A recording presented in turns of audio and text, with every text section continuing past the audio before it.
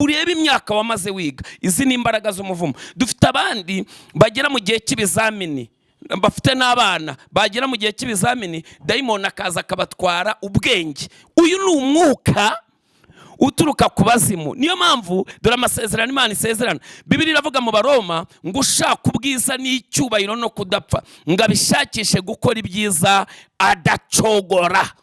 Urumva? Iyo ukora ibyiza, Imana igusezeranya ubwiza, Imana igusezeranya icyubahiro. Haleluya, haleluya. Imana igusezeranya kudapfa.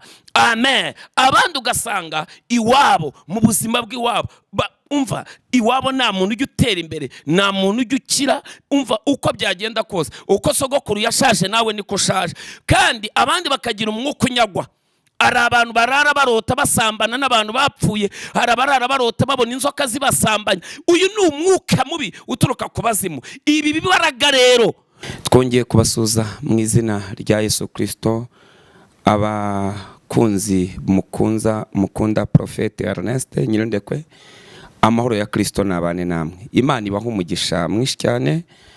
Ya nkuko rero nabibemereye yuko uko bishoboka byose muzajya mubona ibiganiro byinshi bishoboka biganira ku mbaraga zo kubohoka. Nta kintu na kimwe wakora uboshye, nta kintu na kimwe wageraho uboshye. Abantu benshi cyane barumva ariko ntago bakira. Abandi bahabwa amasezerano ariko ntabwo asohora. Ntabwo isezerano Imana yaguhaye rishobora gusohora ukiboshye. Niyo mpamvu rero nababwiye ko tuzaganira ingingo nyinshi cyane zijyanye no kubohoka. Buri munsi uko bishoboka hazajya hagenda hajyaho ikiganiro kitamara iminota myinshi, kuko beshe tuzi ko muri mu kazi keshi. Ujye ugikurikira ukuremo niyo nibuza wakuramo ijambo rimwe, kuko nta jambo ry'Imana rimanukira ku musozi ubusa. Ndabizi neza nirigera mu bugingo bwawe rizabasha kubuhembura. Niba uzi ko hari abandi bantu b'inshuti zawe benshi uzi baba barimo barwana nk'intambara nk'iyuzi ujya urwana nabo, abo ngabo tuzabasanga ukoresheje iyo video uyibahereze. Burya tuba tubagezeho, bazayumva nabo, bazajya bagenda uko ikiganiro kigiyeho, bazajya bagenda bagikurikira. Hari byinshi bazajya bagenda bamenya. Kuwa kane murabizi dukora live guhera saa 5 za mu gitondo kugeza isaa 2 z'ijoro. Haba harimo tuba turi kumwe n'abakozi Imana bagiye batandukanye kuri church. Ku cyumweru nabwo guhera saa 7 kugeza saa 9 nabyo babiri live. Rero indi misiyo ni ibiganiro muzajya mukurikira, ariko tuzabategurira n'indi live aho muzajya mubasha gukurikirana cyangwa se mukabasha kubaza n'ibibazo. Reka rero mbanze senga Imana kugira ngo twinjire mu ijambo ry'Imana. Data, mu izina rya Yesu Kristo wa Nazareti, turagushimiye kubw'imbaraga zawe ndetse no kwera kwawe no gukomera kwawe. Ndagushimiye kuri Imana itagikiranirwa ngo ibagirwe imirimo. Abantu benshi cyane bafite amasezerano menshi ariko nagasohora. Benshi babwiwe byinshi ariko ntibajya babyinjiramo. Ariko ndashaka gusengera umuntu wese uzakurikira izi nyigisho, ubuzima bwe buzahembuke, ubuzima bwe buzabohoke, azava hari agera ahandi hantu. Ndagushimiye ko ibingibi ugiye kubisohoresha umwete wawe ndetse n'umurava wawe, igitinyiro cyawe kikaba kije kugaragarira kuri we. Ni mu izina rya Yesu, amen. Reka dusome ijambo ry'Imana dusanga mu gitabo cy'umuhanuzi Yeremiya. Igice cyawo ni igice cya 5 umurongo ni wa 14. Twumva icyo Bibiliya ivuze. Bibiliya iravuze ngo nicyo gituma umwami Uwiteka avuga ngo ubwo bavuze iryo jambo, dore nzabahindura inkwi n'amagambo yanjye nzayahindura umuriro mu kanwa kawe abatwike. Amen. Bene data, aya magambo Bibiliya iyavuzeho ngo ubwo bavuze iryo jambo. Abavuze iryo jambo ni bande? Nibo dushaka kumenya. Ni bande bavuze iryo jambo? Iri jambo abantu benshi cyane barimo baragenda ari ijambo ryavuzweho ku buzima bwabo. Hari igihe uvugwa ijambo ukarivugirwa ahantu utazi, kandi kubera ko iryo jambo rije rifite umuvumo rikurikiye. kuko imigani 26:2 haravuga ngo umuvumo udafite icyo uhagazeho ni nk'igishwi kizerera kidafite aho gihagarara. Mu yandi magambo, ijambo ridafite icyo rikurikiye cyangwa ridafite icyo rihereyeho, iryo jambo naryo rimera nk'irizerera. Uko umugisha w'ubusa udafata, ni nako umuvumo w'ubusa udafata. Ibyo byose ni ibintu tuzaganira mu mikasi 12 ikata ikiziriko cy'amateka, kandi ubu ngubu niyo twatangiye kuko turacyasasira ijambo. Amaganya Yeremiya igice cya 5 umurongo wa 7 haravuga ngo ba data bakoze ibyaha kandi ntago bakiriho, natwe twikoreye ibicumuro byabo, ngo abagaragu nibo badutegeka, ngo nawe ari wo kuturokora ngo dukure mu maboko yabo, ngo ibyo kurya tubibona duhaza amagara kubw'inkota yo mu butayu. Aya magambo rero niyo magambo tuzaganira, turebe ibyaha byakozwe na ba data. Ese ubundi ba data ibyaha bakoze ni ibihe? Igitabo cyo Kuva, umva uko Bibiliya ivuga, igice cyawo cya 20 umurongo wa 4 n'uwa 5 haravuga ngo ntukabyikubita imbere, ngo kuko mora abana gukiranirwa kwa base, ngo nkageza kubuzukuruza ndetse n'ubuvivi, ngo nkaha umugisha banyubaha, ngo nkageza ku bisekuru 1000. Umvise, ari umugisha ufata ibisekuru 1000. No, imbabazi z'Imana ziragenda ari wo mugisha ukagenda ugafata ibisekuru 1000. Noneho umuvumo ari umuvumo ufata ibisekuru 4, hari n'umuvumo ufata ibisekuru 10. Ibi rero ni ibintu byose tuzagenda ducamo, kuko tuzahera mu mizi tugende tureba rimwe na rimwe, ese ibi bintu ni gute bikurikirana abantu. Tuzareba itangiriro, ibyaha byakozwe na ba data.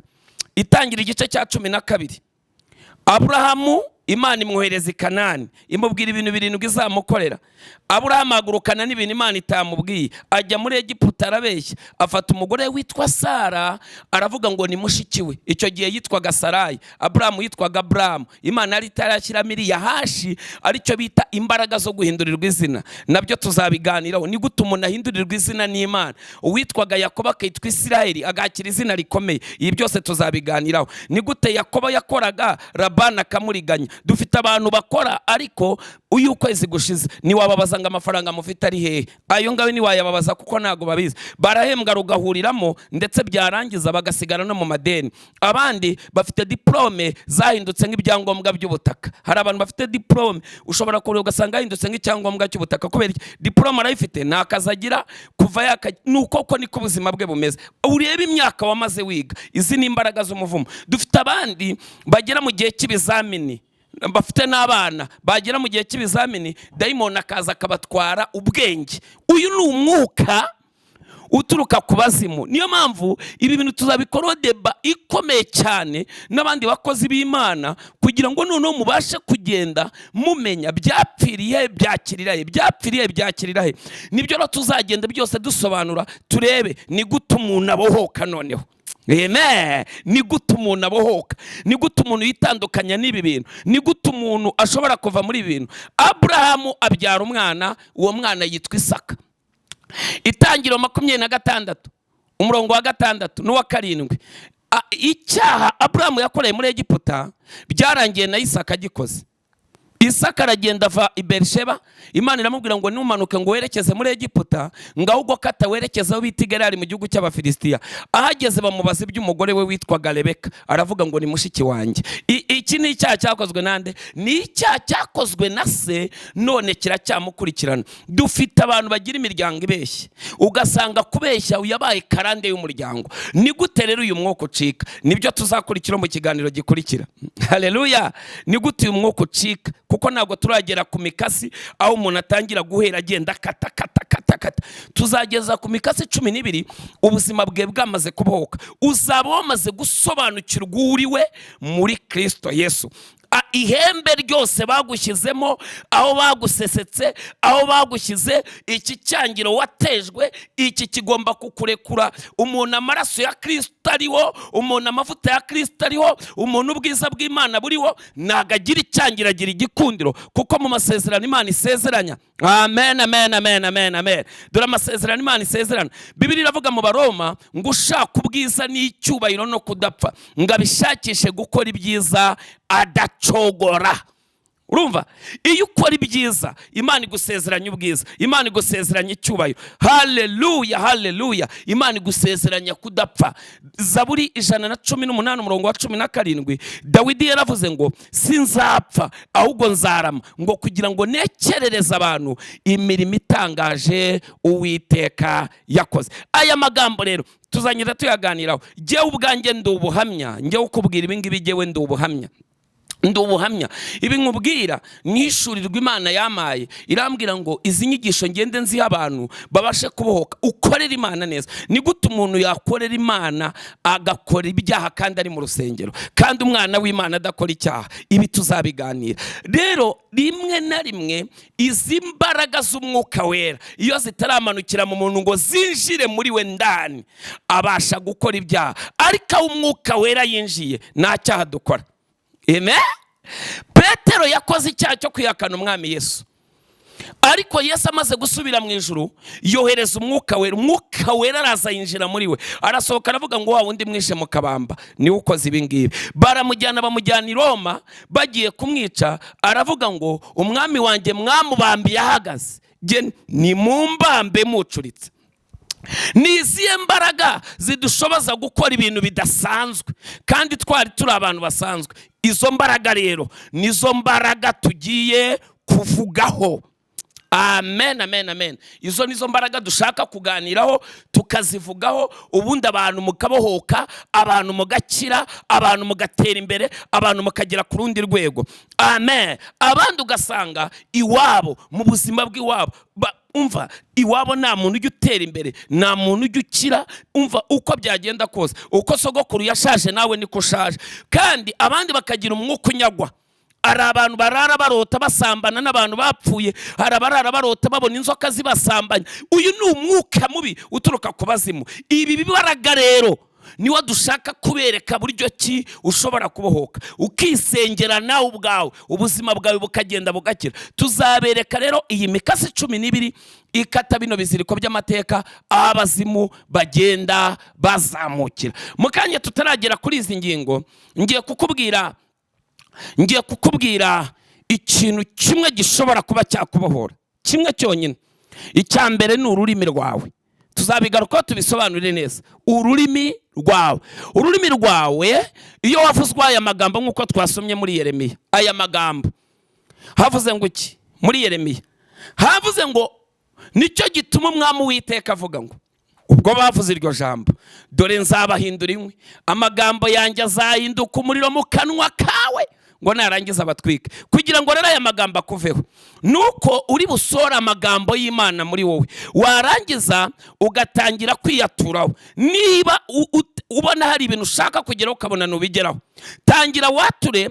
Uvuge niba ubona wari umukene, utangire watura uvuge ngo ndi umukire. Nzakubwira n'izindi ngingo zindi uzagenda wegeranya kugira ngo iryo jambo ribashe kugira ububasha, kuko iyo ryatuye udahagaze mu mahame yaryo nabwo ntago ribasha gukora. Ariko gerageza nibuza, mu gihe utarumva izi nyigisho zindi zikurikiyeho, gerageza nibuza ubukoresha ururimi rwawe, ugenda uvuguruza ibintu wavuzweho, bakuvuzeho ko ntacyo uzimarira, vuga ngo nzakimarira. Bakuvuzeho ko utazakomera, vuga ngo nzakomera. Bakuvuzeho ko ntacyo uzageraho, vuga ngo nzakigeraho mu izina rya Yesu Kristo wa Nazareti. None uzajya uryatura, ugete wishingikiriza izina rya Yesu. Bakwatuyeho bishingikirije ku mbaraga z'abakurambere biwanyu, nawe ishingikirize ku izina rya Yesu. Uvuga ngo mu izina rya Yesu nzabigeraho, mu izina rya Yesu nzakomera, mu izina rya Yesu nzatera imbere, mu izina rya Yesu nzaguriza amahanga menshi, igihe ntago nzayaguza, mu izina rya Yesu ndi mwiza, mu izina rya Yesu ndi umukire, mu izina rya Yesu ndi umunyacyubahiro. Imigani 22:4, uwicisha bugufa kuba Uwiteka, ingororano ye ni ubukire, ni icyubahiro, ni ubugingo buhoraho. Fata ayo magambo uyahindura yawe. Uko uyahindura yawe arahinduka yawe. Uko uyahindura ubuzima urahinduka ubuzima. Uraje ugera ku rwego ubuzima bwe bumera nka Bibiliya. Haleluya. Ubuzima bwe buraza kumera nka Bibiliya. Uko niko ugiye kujya ugenda, uzajya ubigendera, uzajya ugenda wumva wuzuye. Rakatakazarabasendoro ya baba. Uzajya ugenda wumva wuzuye imbaraga, uzajya ugenda wumva wuzuye ubuntu, uzajya ugenda wumva wuzuye icyubahiro. Wiyatura amagambo, wiyatura umwuka w'icyubahiro, wiyatura umwuka udasanzwe. Imana yacu nihabwa icyubahiro. Rakasimoni ya selemama. Umva ikindi kintu cya kabiri rokia cyabohora ubuzima bwawe ni imbaraga zo kwizera. Ufata iminsi ukayisuzugura. Haleluya, haleluya, haleluya. Iminsi urayifata ukayirambika hasi ukayisuzugura. Haba kuki kabiri ibihanurwa byose mu byandike kumbaho. Ndajya mbabwire ko iyerekwa ryose aho riva rikagera iyerekwa ryose rirandikwa. Jya ugerageza wandike inzozi, jya ugerageza wandike iyerekwa, nurota jya wandika, nutekereza wandike. Imigani 23:7 haravuga ngo uko umuntu atekereza ku mutima we niko ari. Uko umuntu atekereza ku mutima we niko ari. Umva haba kuki kabiri haravuga ngo umukiranutsi wanjye azabeshwaho no kwizera. Ntabwo tubeshwaho n'amafaranga, ntabwo tubeshwaho n'ibindi, tubeshwaho no kwizera abakiranutsi b'Imana. Amen. Amafaranga wayatunga utizeye, wayatunga utizera, indwara zikaza zikagutwara, umwuka wo gukenyuka ukakuzaho. Ariko igitabo cyo kuva 23:25 baravuga ngo kandi nimukorere Uwiteka Imana yanyu nzakura indwara hagati muri mwe. Amen. Iminsi yanyu yo kubaho nizavaho n'umwe, kandi nawe muri mwebwe uzakuramo inda. Uyu ni umwuka rero tuzahagarara tukubwira ibintu bizakubohora. Ntabwo ndababwira imikasi, nkubwiyemo ibintu bibiri byonyine bishobora kuba byakubohora. Ubundi muzagenda mukurikirana zino nyigisho, ubuzima bwanyu muzagenda buhinduka. Nimugira amahoro ya Kristo, ubuntu bwa Data nibubane namwe. Contact zanjye muraza kuzibona aho ngaho. Uwiteka abahereza umugisha mwinshi cyane. Turakomeza dusenge. Data mu izina rya Yesu, ndasengera umuntu wese wumvise rino jambo, ndashaka gusengana nawe. Ufite icyifuzo icyo ari cyo cyose ndagikoraho, ndakinetraliza, ndamenaguriza imbaraga, ndamenagura uyu mwuka, ndasenya zino mbaraga, ndakubita umwuka wari wose, umwuka w'agahinda, umwuka wamwugarije, ndawufata, ndafatamiri, ndanetraliza, ndakubita hasi, ndanyeganyeza, ndasenya ibihome, ndasenya ibikuta, ndohereza imbaraga z'Imana mu izina rya Yesu. Akira gukira mu izina rya Yesu. Mwanuriye ubuzima bwawe, reka sengane nawe. Vuga ngo Mwami Yesu Kristo, ndikura umwuka w'icyangiro, ndikura umwuka w'agahinda, ndikura umwuka w'igisuzuguriro. Akira ubuzima bwuzuye umunsi mu izina rya Yesu. Imana ibaho umugisha.